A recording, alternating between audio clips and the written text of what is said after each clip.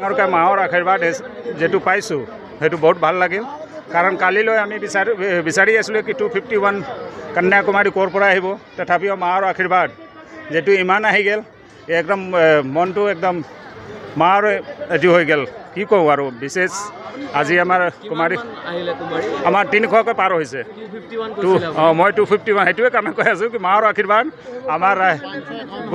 গুৱাহাটী ৰাইজৰ ওপৰত আছে লগতে আমাৰ NGO টিমৰ ওপৰত আছে আৰু মাৰ এইটোৱে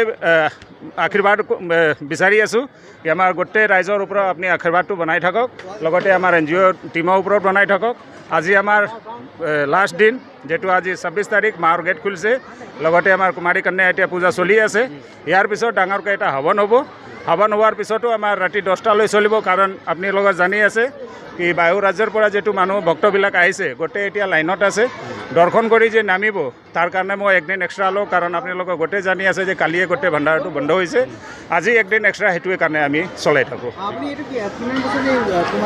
আমাৰ 19 বছৰ হৈ গ'ল প্ৰথম পৰা আমি কুমাৰী আয়োজন কৰি আছিলোঁ সেইটো টাইমত 9টা কুমাৰী পূজা কৰিছিলোঁ তাৰপিছত 11টা হ'ল